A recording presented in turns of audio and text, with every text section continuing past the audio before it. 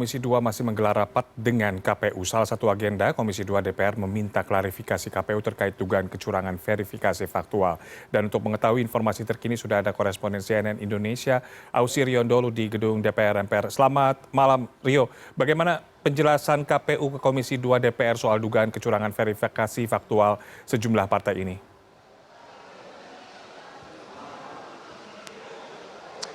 Ya, selamat malam. Ini memang rapat yang telah berlangsung sejak pada pukul 2 siang hari ini.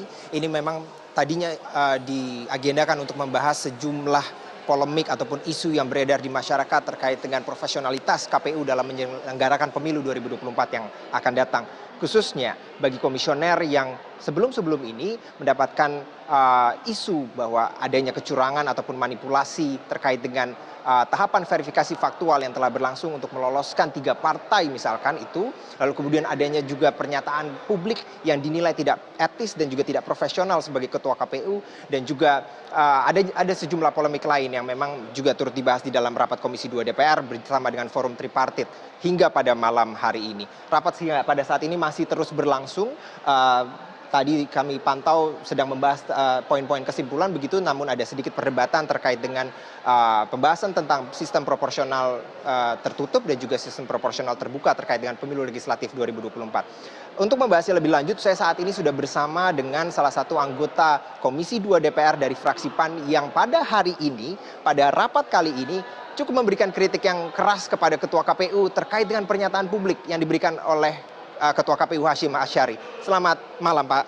Selamat malam. Assalamualaikum warahmatullahi wabarakatuh. Waalaikumsalam, Pak Gus Pardi. Pak Gus Pardi, kita pantau dalam rapat hari ini.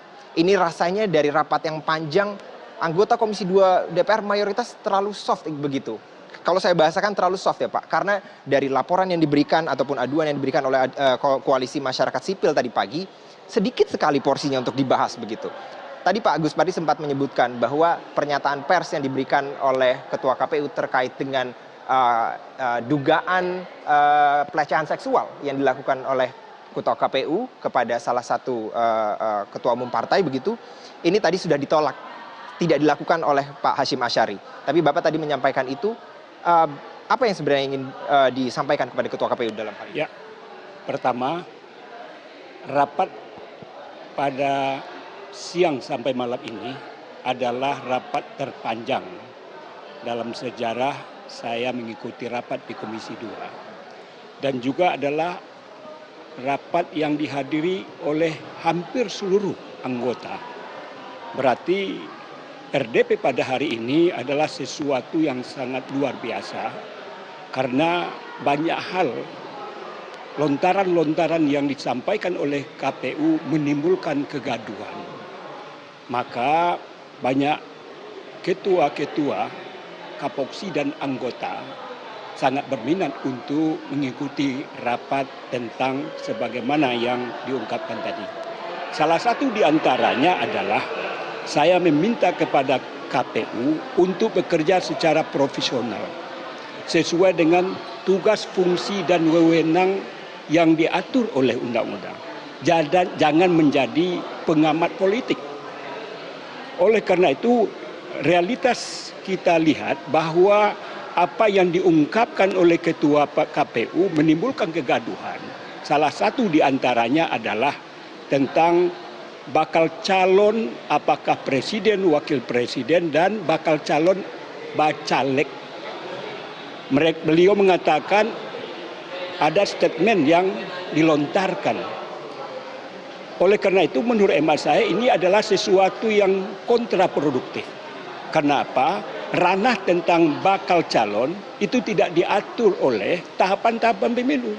Oleh karena itu biarkan masyarakat melakukan sosialisasi karena dia mau jadi bakal calon. Begitu juga calon presiden. Kenapa tidak diberikan ruang untuk sosialisasi? Karena ini bukan ranahnya, jangan berkomentar. Yang kedua adalah tentang apa yang disampaikan sebagaimana yang beliau sampaikan tentang pada akhir bulan Desember tutup tahun itu acaranya resmi. Beliau juga mengungkapkan tentang adanya kecenderungan sistem pemilu itu profesional tertutup.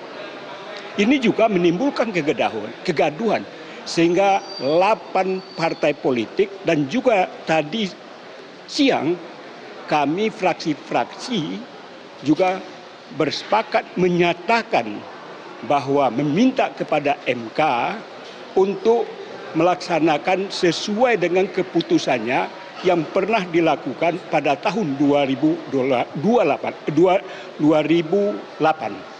Kemudian berkaitan dengan kasus, ini juga saya sorot dan saya sampaikan.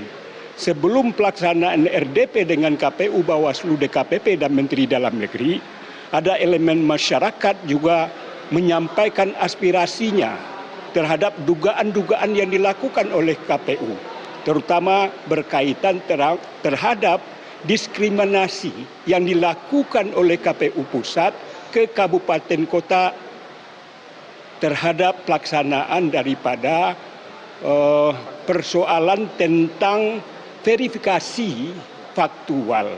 Saya tentu minta klarifikasi karena memang Pak Gumai tadi menyatakan dan juga ada video yang dikirimkan kepada kami. Tentu kebenaran tentang hal ini perlu kita minta bagaimana klarifikasi yang harus disampaikan oleh KPU kepada kami supaya kawan-kawan pers juga bisa memahami apa yang sebetulnya yang terjadi. Kemudian juga ada kasus masalah asusila yang dituduhkan kepada ketua KPU. Saya juga sudah sampaikan minta klarifikasi, apalagi yang terakhir di media juga beliau menyatakan bahwa saya ini adalah ahli maksiat dan kaitannya dengan kalimat astagfirullah. Itu tidak ada korelasi sama sekali. Jangan ada pengakuan siapapun bahwa kita ini ahli maksiat. Tetapi Pak Hashim Asyari sebagai ketua sudah melakukan klarifikasi terhadap hal itu supaya apa? Jangan menimbulkan kegaduhan dan juga integritas daripada KPU sebagai penyelenggara ini betul-betul sesuai dengan aturan-aturan yang diatur oleh undang-undang dan dia harus melaksanakan pemilu ini secara profesional dan tidak harus independen dan juga tidak ditumpangi oleh partai politik atau caleg manapun. Oke, Pak Kuspardi. Artinya kita di sini sepakat bahwa walaupun sifatnya masih dugaan, tapi seperti yang tadi Bapak sampaikan ada 4 poin bahkan tanda kutip dosa yang dilakukan oleh komisioner KPU ini begitu banyak begitu Pak ya. Walaupun sifatnya masih dugaan. Ya. Tapi kan tadi di dalam rapat Ketua KPU sendiri sudah mengklarifikasi dan juga membantah bahwa tentang isu asusila tidak dia lakukan. Terkait dengan intimidasi kepada Ketua KPU Provinsi juga tidak dilakukan. Adanya kecurangan yang dilakukan pada verifikasi faktual juga tidak dilakukan. Artinya apa yang akan dilakukan oleh Komisi 2 di sini Pak? Apakah hanya akan menunggu sidang yang akan dilakukan oleh DKPP atau seperti apa untuk menanggapi sejumlah dosa tadi yang dilakukan? Bagaimanapun bahwa RDP pada hari ini kan sangat terbuka. Siapapun bisa mengakses. Salah seorang daripada anggota Komisi 2 juga meminta kepada pimpinan rapat untuk diusut lebih tuntas dan dia mengusulkan agar dibentuk panja dan malah beliau mengatakan agar ketua KPU ini diganti dengan anggota KPU yang lain supaya apa? Supaya pelaksanaan pemilu ke depan itu supaya soft dan tidak menimbulkan kegaduhan dan ucapan ataupun saran yang disampaikan oleh kawan-kawan itu adalah sah-sah saja. Tetapi tentu kalau ini adalah merupakan kesepakatan dan kesimpulan, tentu saya hanya sami'na wa ata'na terhadap keputusan yang diambil karena sampai detik ini kesimpulan tentang hasil RDP itu memang belum tuntas dilakukan berkaitan terhadap poin 3 tentang pelaksanaan pemilu yang dilakukan apakah secara profesional atau tertutup sesuai apa yang digariskan oleh Undang-Undang Nomor 7 Tahun 2017. Di mana Pak Menteri mengatakan jangan dilibatkan kami dalam persoalannya itu. Saya mengatakan tadi pasal poin 3 itu tetap harus dimasukkan walaupun redaksinya kita lakukan akomodasi sesuai dengan keinginan dari pihak pemerintah yang dalam hal ini diwakili oleh Menteri Dalam Negeri. Terima kasih banyak Pak Gus Pardi untuk informasinya karena sekarang rapat masih berjalan. Pak Gus Pardi harus balik ke dalam. Terima kasih banyak informasinya Pak. Kita tunggu kesimpulannya dari Komisi 2. Sehat selalu Pak Gus Pardi.